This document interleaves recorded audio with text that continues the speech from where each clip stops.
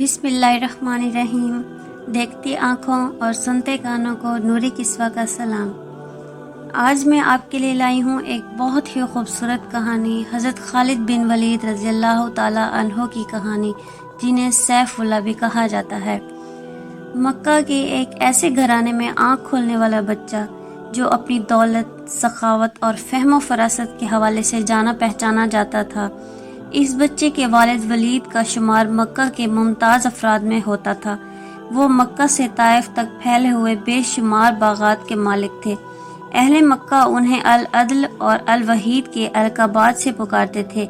وہ عرب کا پہلا شخص تھا جس نے چوری کی سزا میں ہاتھ کاٹنے کی تجویز پیش کی تھی، جو بعد ازاں اسلامی نظام میں بھی شامل ہوئی۔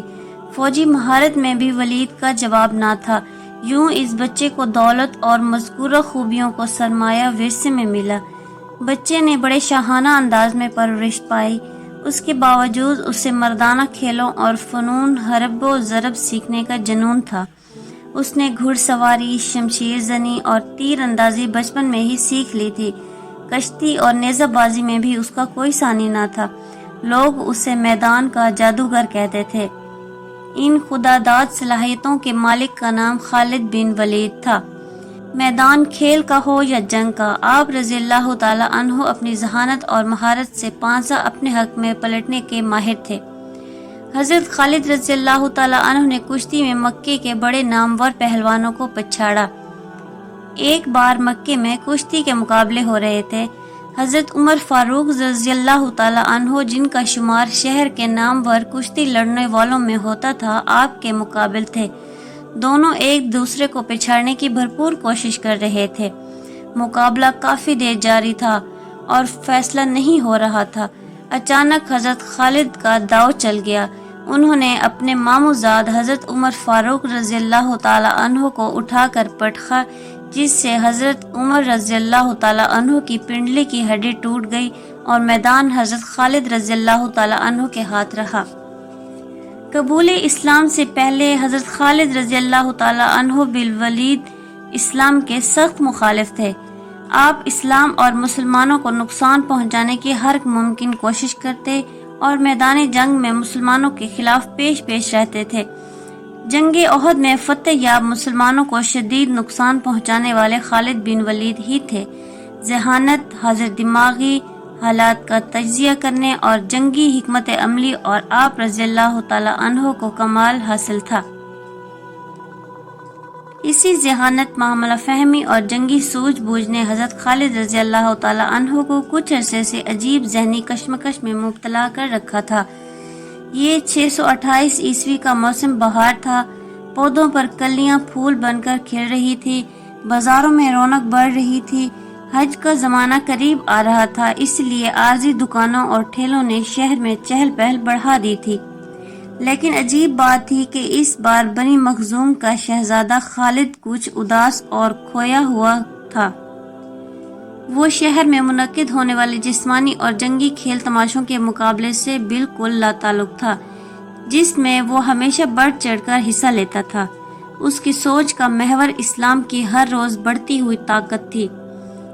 حضرت خالد بن ولید سوچ رہے تھے کہ اب تک اسلام کے مخالفین نے مسلمانوں کو میدان جنگ میں 28 بار للکارا ہے، لیکن اپنی تمام تر عددی برتری اور بہتر جنگی ساز و سامان کے باوجود ذلت اٹھائی۔ کبھی آپ کے ذہن میں جنگ بدر کا نقشہ پھرنے لگتا، جب معمولی ہتھیاروں سے 313 مسلمانوں نے ابو جہل کے لشکر کو شکست فاش سے ہمکنار کیا تھا۔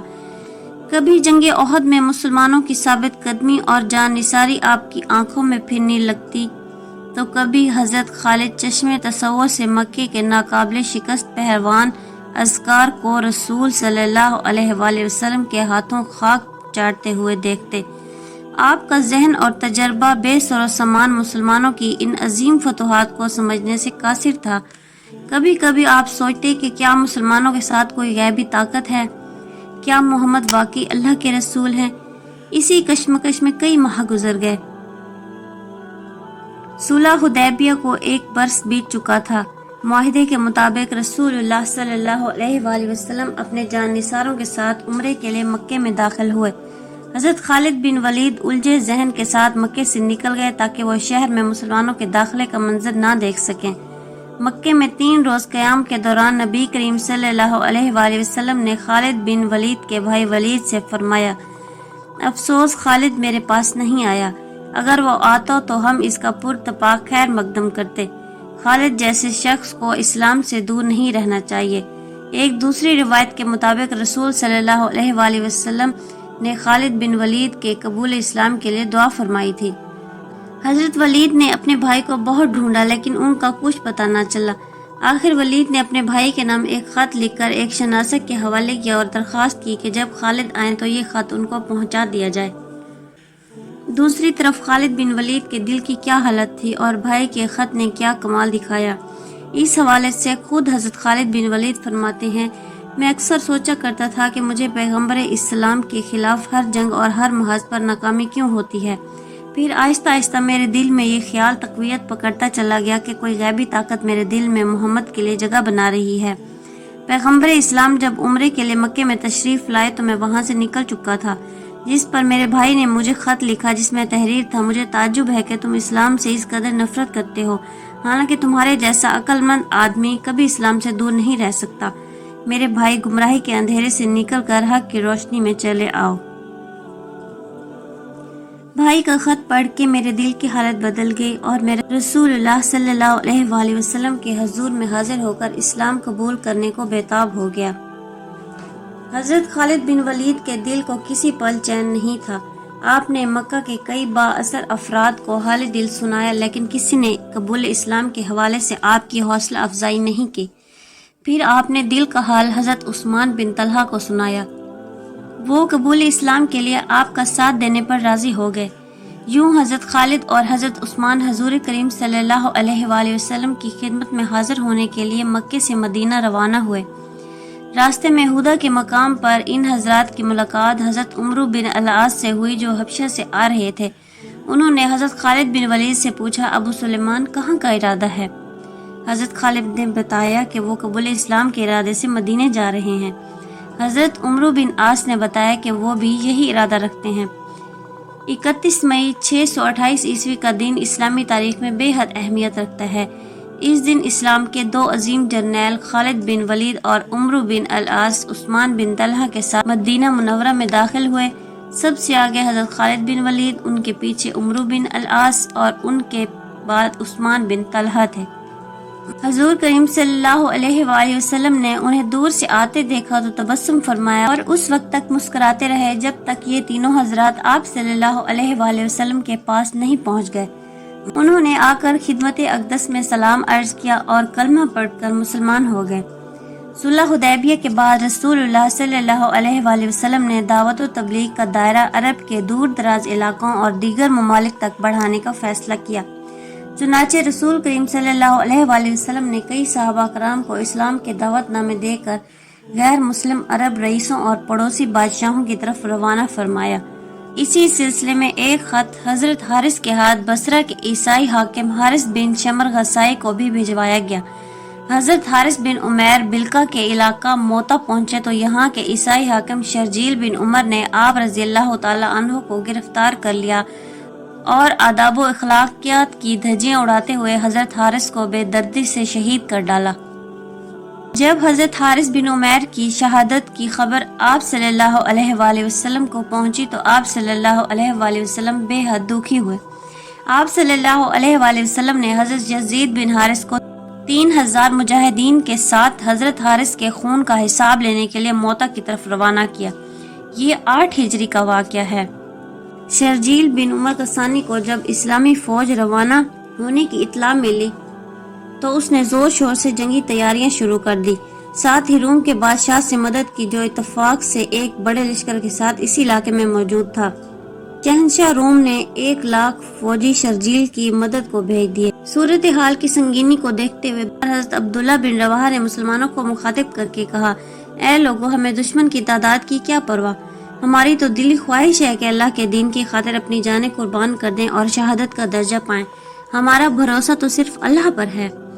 اٹھو، اللہ کا نام لو اور 2 کامیابیوں فتح یا شہادت میں سے ایک حاصل کر لو۔ حضرت عبداللہ بن رواحہ کی تقریر سن کر مجاہدین دشمن پر ٹوٹ پڑے۔ مجاہدین کافروں کے لشکر پر اس شدت و بہادری سے جھپٹے کہ دشمن کی صفیں الٹ کر رکھ دی۔ سالار لشکر حضرت زید بن حارث دشمنوں کو ختم کرتے ہوئے ان کی صفوں میں دور تک چلے گئے۔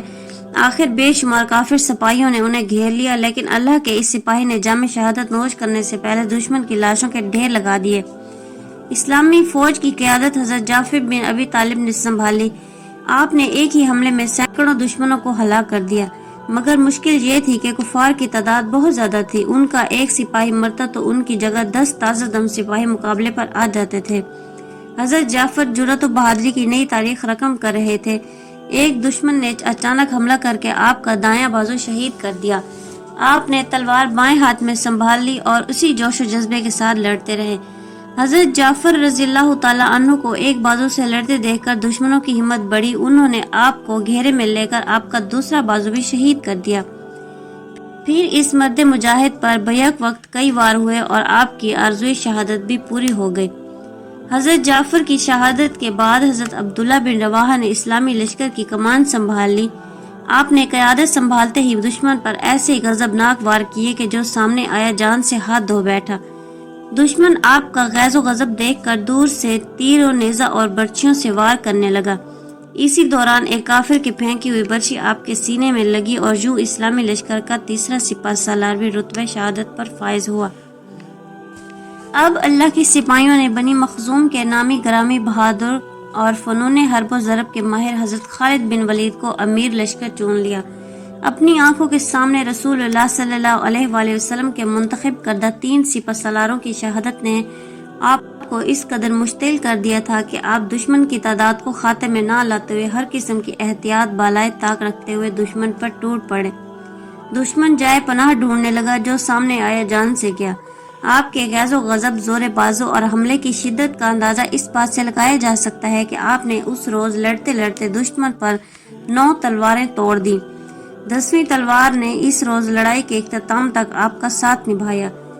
یہی وہ معرکہ حق و باطل تھا جس میں حضرت خالد نے اپنی بے مثال شجاعت، حیران کن جنگی حکمت عملی اور قیامت خیز تلوار بازی کے باعث رسول اللہ صلی اللہ علیہ وآلہ وسلم سے سیف اللہ کا لقب پایا۔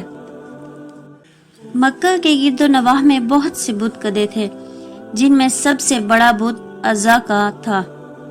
عزا کو مشرکین طاقت اور خوشحالی کی دیوی جانتے تھے۔ مشرکین پتھر کی اس لاچار دیوی کے حضور طاقت کے حصول اور مالی آسودگی حاصل کرنے کے لیے چڑھاوے چڑھاتے اور گڑ گڑاتے تھے۔ عزا کا بت وادی نخلا کے ایک معبد میں رکھا تھا، جو مکہ سے 10 میل دور بستان عامر کے باغ میں واقع تھا۔ رسول اللہ صلی اللہ علیہ وآلہ وسلم نے عزا کا بت توڑنے کے لیے حضرت خالد بن ولید کو مقرر فرمایا۔ یوں آپ 30 فوجیوں کے ساتھ وادی نخلا کی طرف روانہ ہوئے۔ حضرت خالد بن ولید 25 رمضان المبارک کو اس معبد میں داخل ہوئے اور سامنے چبوترے پر رکھا عزا کا بت ایک ہی وار میں زمین بوس کر دیا۔ جب رسول اللہ صلی اللہ علیہ وآلہ وسلم اس دنیا سے رخصت ہو کر اپنے خالق حقیقی سے جا ملے، یہ وہ وقت تھا جب مسلمان اپنے پیارے نبی کے غم میں نڈھال تھے۔ ان کے حواس اور حوصلے بکھر گئے تھے، ان کی سوچنے سمجھنے کی صلاحیتیں ساتھ چھوڑ گئی تھی۔ ایک حشر کا سما اور افراتفری کا عالم تھا۔ ان نازک حالات نے مدینے کی نوخیز اسلامی سلطنت کو سنگین نوعیت کے مسائل سے دوچار کر دیا تھا۔ یہ مصائب اس قدر گمبھیر تھے کہ خدا نخواستہ سلطنت اسلامیہ کا وجود ہی خطرے میں نظر آنے لگا تھا۔ کئی قبائل جن کا ایمان ابھی پختہ نہیں تھا یا پھر انہوں نے دل سے اسلام قبول نہیں کیا تھا، نبی کریم صلی اللہ علیہ وآلہ وسلم کے وصال کی خبر سن کر مرتد ہو گئے تھے۔ متعدد جھوٹے نبی بن بیٹھے، کوئی زکوٰۃ دینے سے انکاری تھا تو کوئی دیگر رکن اسلام سے فرار حاصل کرنا چاہتا تھا۔ غرض ہر طرف افراتفری کا عالم تھا۔ ایسے بدترین حالات میں حضرت ابوبکر صدیق نے خود کو سنبھالا اور بے مثال ہمت و حوصلے سے کام لیتے ہوئے اسلام کے خلاف اٹھ کھڑے ہونے والے کے لیے طوفان کے سامنے ڈٹ گئے۔ آپ نے اسلام دشمنوں، فسادیوں اور نبوت کے جھوٹے دعوے داروں سے نمٹنے کے لیے 11 لشکر تشکیل دیے، جن میں پہلے لشکر کے سپہ سالار خالد بن ولید تھے۔ حضرت خالد بن ولید نے سب سے پہلے طلحہ بن خویلد کی خبر لینے کا فیصلہ کیا۔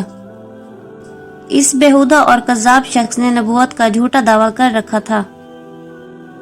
तलीहा बिन खुवैलिद एक फरेबकार और मकाराना बातें बनाने में माहिर शख्स था। उसने अपनी चिकनी चुपड़ी पुरफरेब और सहर अंगेज बातों से बहुत से लोगों के जहनों पर कब्जा कर लिया था। हजरत खालिद बिन वलीद इस फितने को जल्द अज जल्द ख़त्म करना चाहते थे। आखिर वो वक्त आ भी गया जब हक व बातिल आमने सामने थे। फिर क्या था, अल्लाह की तलवार बिजली की तरह हरकत में आई और एक ही हमले में बेशुमार दुश्मन खाको खून में लौटने लगे। हजरत खालिद की देखा देखी मुजाहिदीन भी अल्लाह का नाम लेकर दुश्मन पर टूट पड़े। इस्लामी लश्कर का ये हमला इस कदर शदीद और जानलेवा था कि तलीहा बिन खुवैलिद और इसके हवारी जान बचाने के लिए भेड़ बकरियों की तरह इधर उधर भागने लगे। एक रिवायत के मुताबिक पादज़ा तलीहा बिन खुवैलिद तौबा करके सच्चे दिल से मुसलमान हो गया था और उसने बाकी जिंदगी बाद मुसलमान की हैसियत से बसर की और इसी हालत में दुनिया से रुखसत हुआ। हजरत खालिद बिन वलीद जो एक माहिर जंगजू थे, दुश्मन पर हमेशा नजर रखते थे। दौमतुल जंदल का किस्सा निपटाने के बाद खालिद जिस तेजी से गए थे उसी तेजी से वापस हीरा लौट आए। खालिद बिन वलीद अपनी आखिरी उम्र में गोशा नशीनी इख्तियार कर ली थी।